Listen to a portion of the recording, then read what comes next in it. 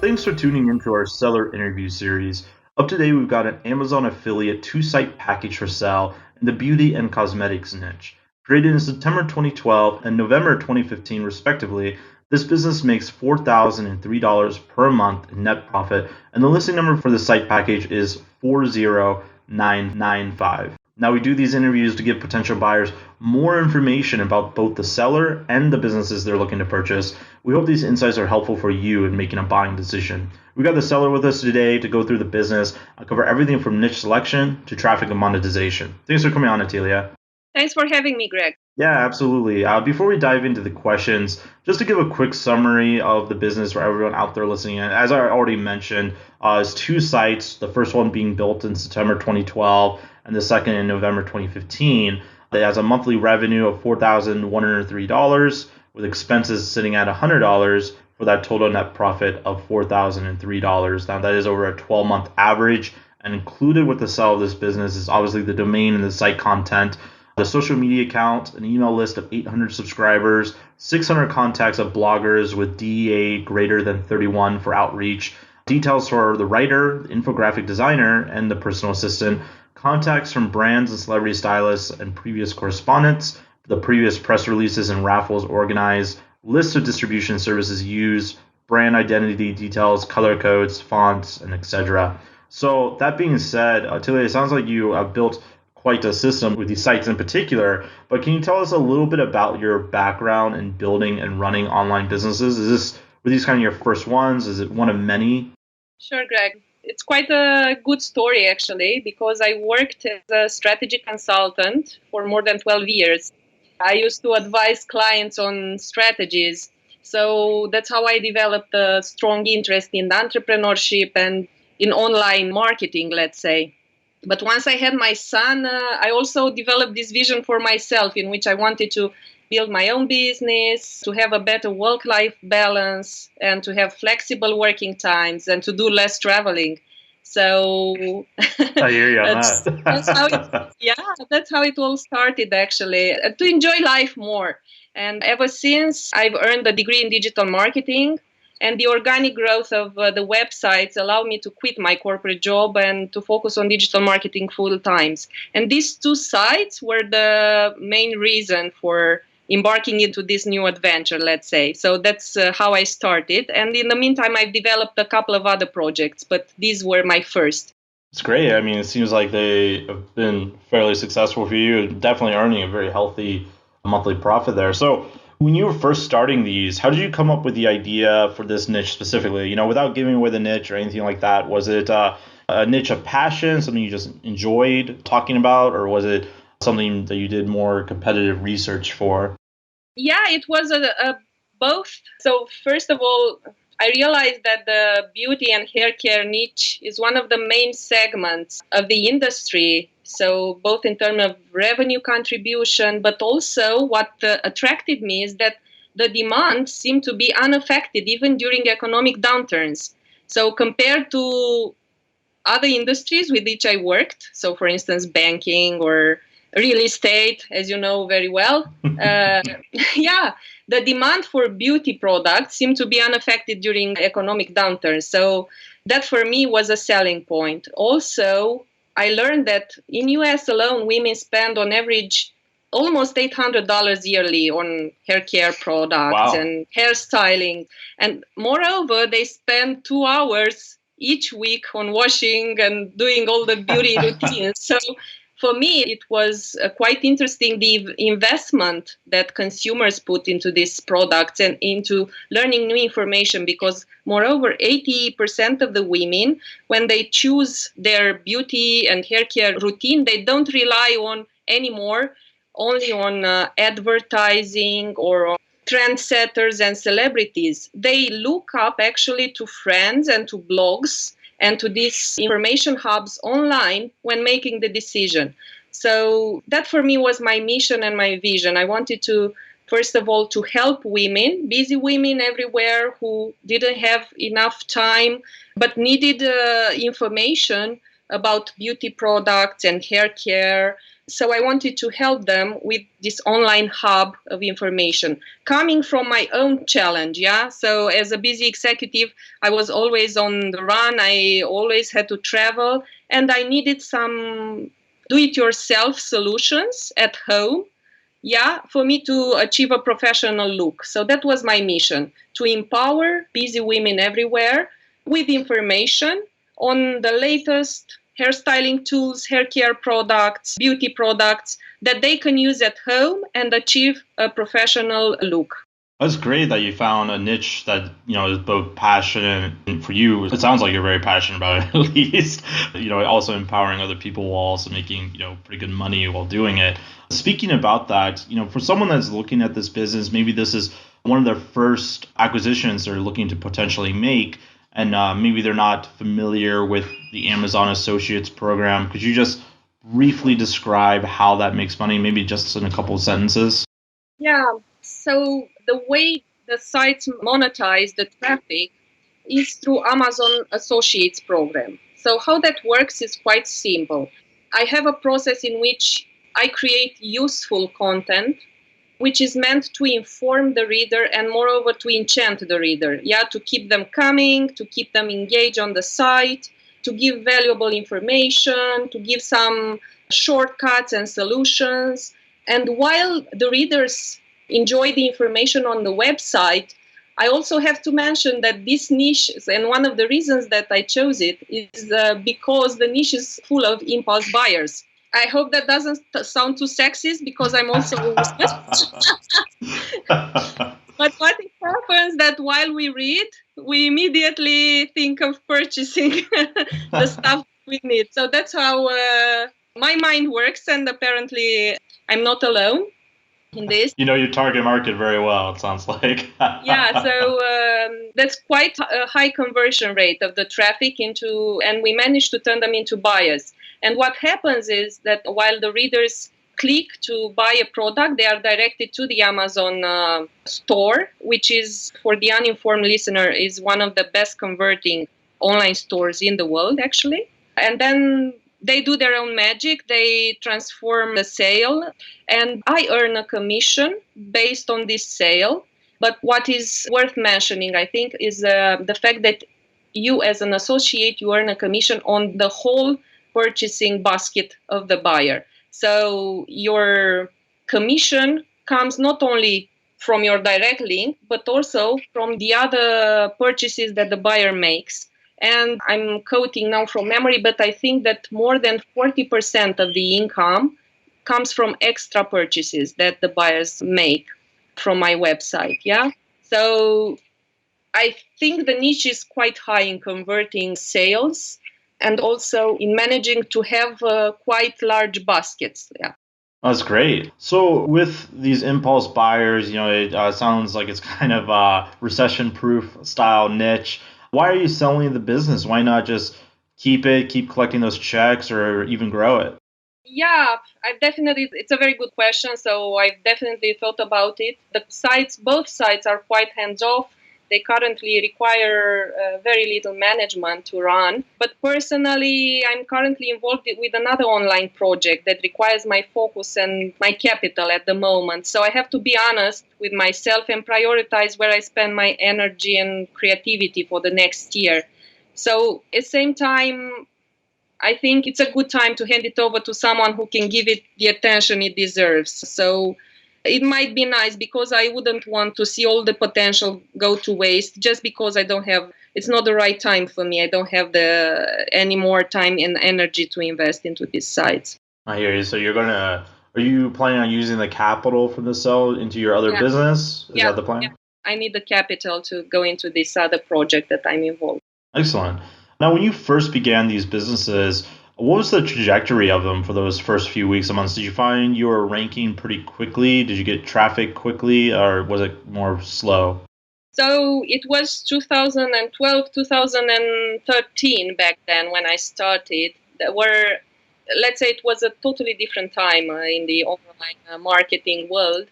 For me, it was a learning process. So although the domain was established at the last quarter of 2012, I was only able to work on it in 2013. So it took 6 months for me to earn my first income, but it grew constantly from then on. And in November 2015, inspired by the growth of the first site, which is a .com domain, I've established a second one, which is a .co.uk domain to capture the UK market in the same niche. So there's still an opportunity to further expand into new geographies by simply copy and pasting this model, actually.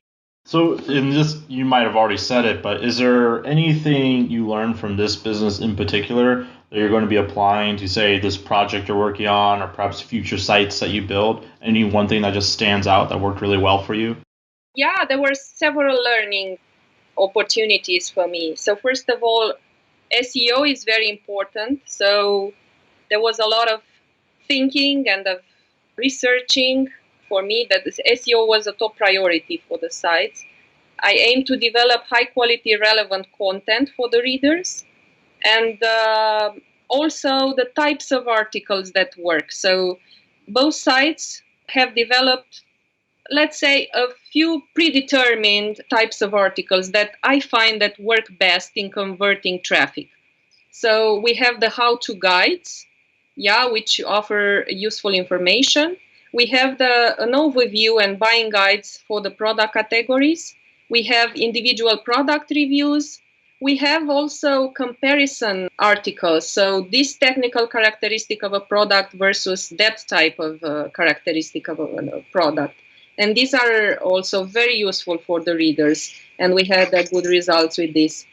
I also developed some cool infographics, which are not only useful, but they are also linkable resources. So they also help in attracting natural links to the site, which also help with ranking. Yeah, for sure. Is there anything on the flip side that you tried that just didn't work? Maybe something that kind of failed? So in the last period, I failed of providing timely content. So my target was to have 2 to 4 articles a month, but due to my other commitments, I was unable to do this. So maintaining, I think, consistent editorial schedule is one of the things that I missed out on. Also, there are some low-hanging fruits in the keywords in which the sites already rank. So there are more than 100 words that rank top 1 to 5 in Google, and another 100 words that are in positions 5 to 10. So currently, due to my lack of time, I was unable to help bring these 100 keywords in positions 5 to 10 to bring them in the top 5, because that would spectacularly increase both the traffic and the conversion rates. I also noticed that there are 130 keywords in the second page of Google right now. And these are all Nice. quite large keywords. I mean, the smallest one is 300 searches, monthly volume, up to 1,500 searches. Nice. So due to my lack of focus, I'm unable to bring them in the top 1 to 5 positions. But so this is one of the main reasons I've decided it might be a good time to sell right now. Yeah, I hear you. You can't be everywhere at once, right? With all the different projects. You have quite the email list for a niche site. Would you mind going into, like, are you giving them like a lead magnet to get them to opt in? And what exactly are you doing with the email list? Yeah, we have a subscription form on the site. Some readers decide that they would like to subscribe and receive our newsletter, but most of the leads come from the raffles that we organize. And what are these raffles? Is it like product giveaway or? Like product giveaway, yeah. Okay, cool, awesome. Have you found a lot of success doing those? That's another good question. We have this list of subscribers, but I didn't have time to put in place an email marketing strategy. And also there was no specific landing page for collecting emails. So I don't have any experience about how email marketing could work with this. But the list is there, so for sure it can be used. Yeah, definitely. So it sounds like the email list can be a little bit more optimized, but still, that's cool that you're building them. A lot of the niche sites that I've encountered, they don't have an email list at all. So it's cool you're actually gathering those leads and kind of building a little bit of a bigger brand there. When it comes to the earnings of the site, do you find that there's any kind of seasonality at all, or is it pretty steady throughout the year?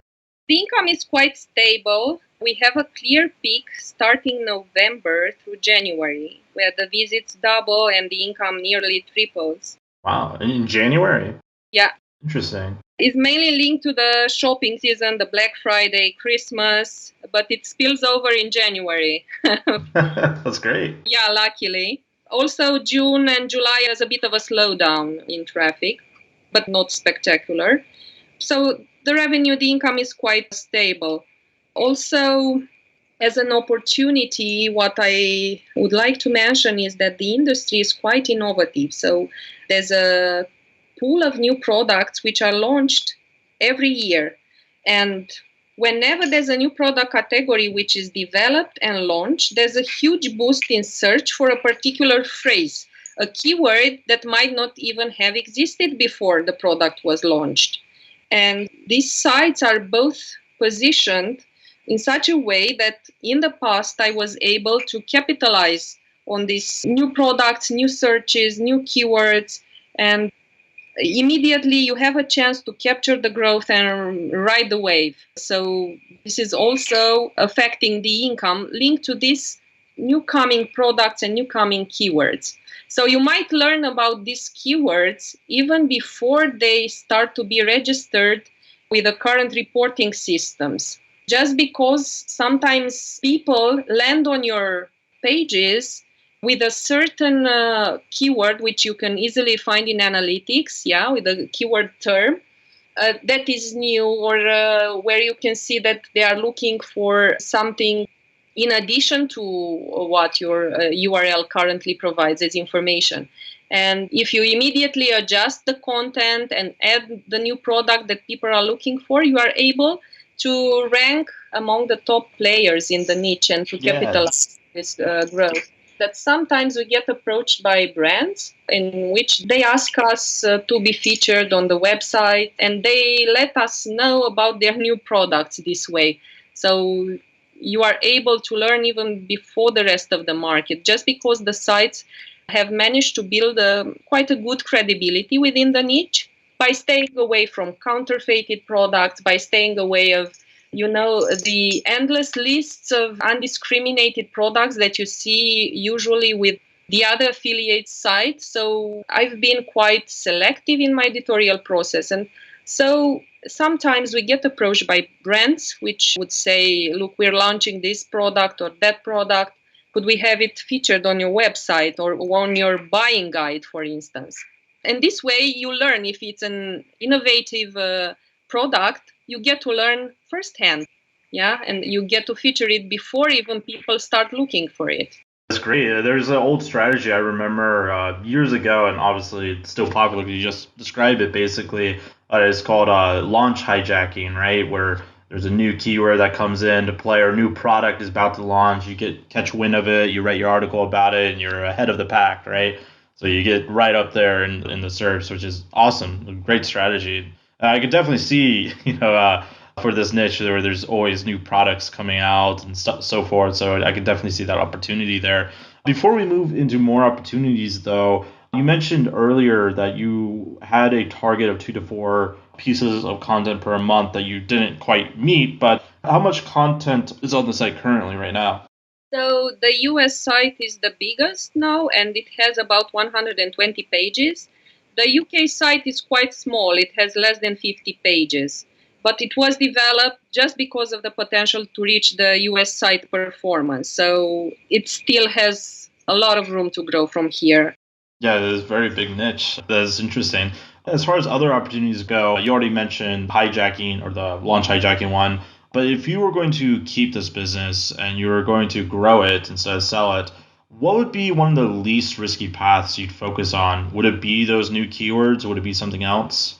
So for me, the first one I would say would have to be expansion into new markets. So simply expanding this model, the existing model, into new geographies. So because this will give the opportunity to grow not in a linear manner, but with a multiplying effect. So by simply doing a copy paste of the existing model, of course with original content and everything, But that would be a smart way to grow in a fast way and in a tested way, let's say. What about on the flip side? If you were just, incredibly risky, you wanted to grow the business as quickly as possible, would you do anything different? I would be more aggressive in the content schedule for sure. Yeah. So Supercharged content production? supercharged content, yeah, based on the existing model. So I would say nothing to be invented, just replicating the existing article types, but with a, like you mentioned, with a higher speed and more intensity. But also, what can be done is the .com site could be easily expanded into a broader informational hub, and it could be rebranded. So, in the right hands, with the right vision, it could grow into something bigger. It has a lot of potential from this perspective. So, its position is quite as an authority on the niche. So, it could grow into new directions from there. What do you think, speaking of risk, what do you think the biggest risk is with a business like this that buyers should be aware of? So I would say that the major risk with an online business is getting a Google penalty. And this is why I've always had the strategy of growing my sites organically. So both of these sites are not linked to any PBN networks.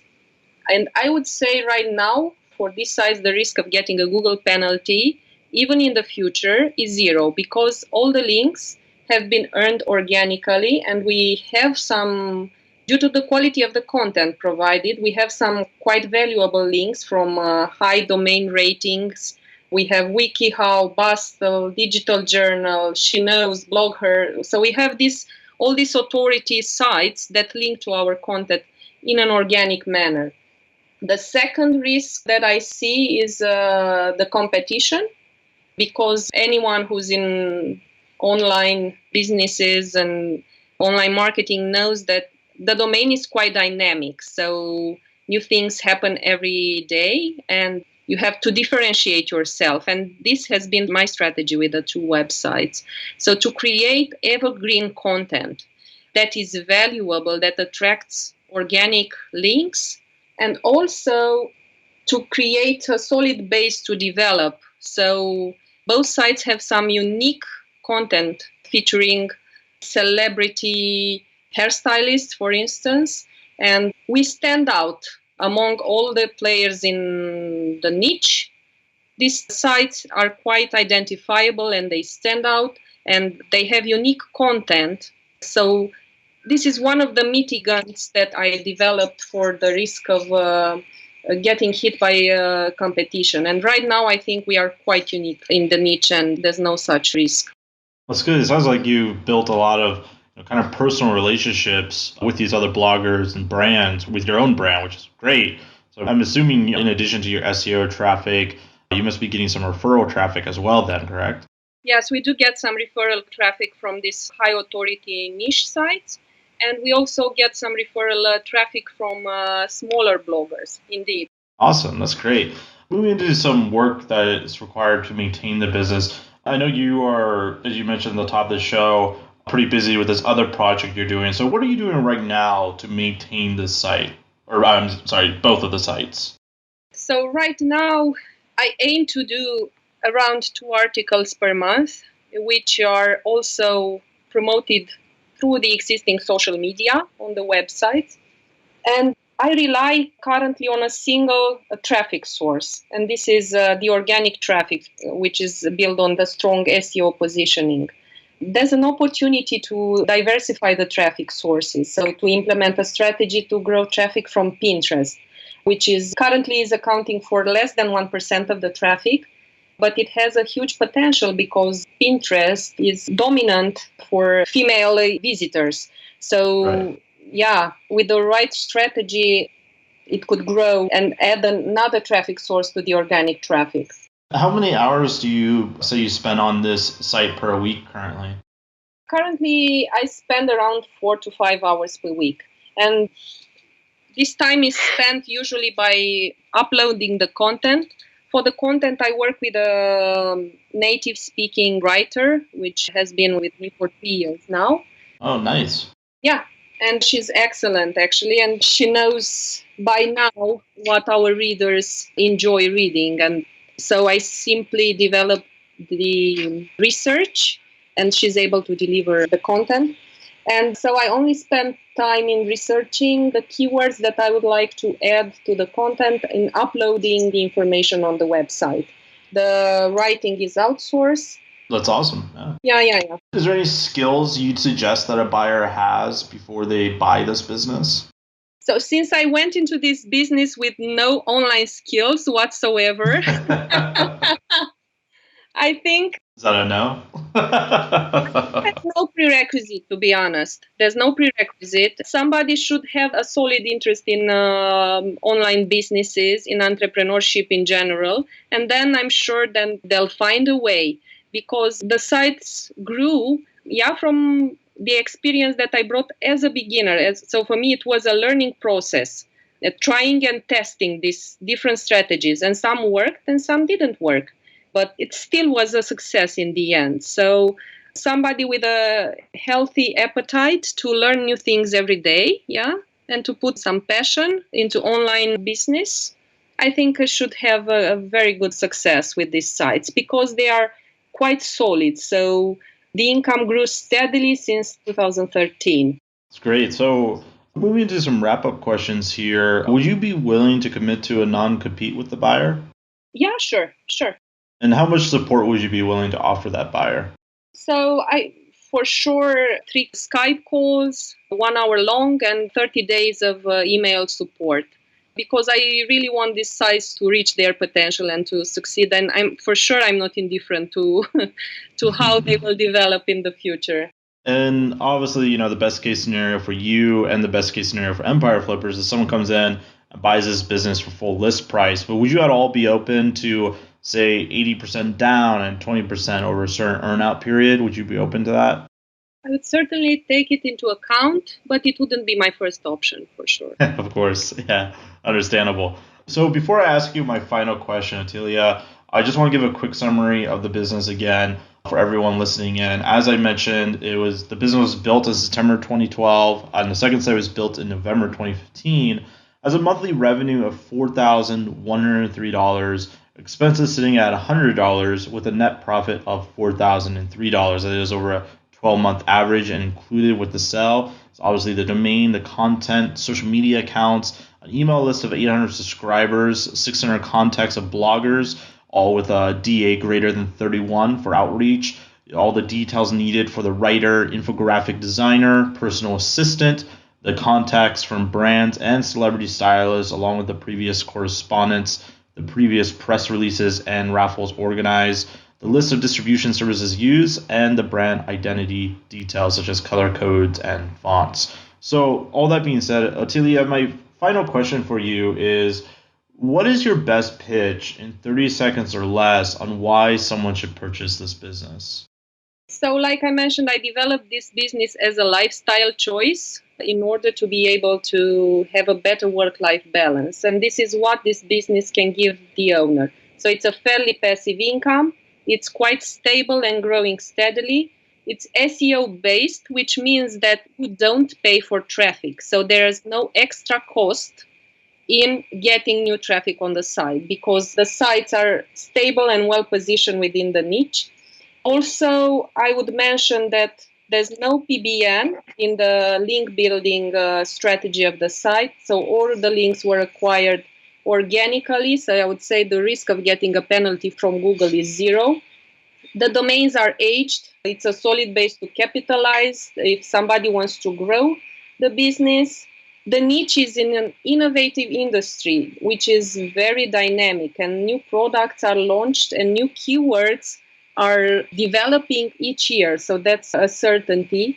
And the position of the site allows a buyer to capitalize on the growth for these new keywords.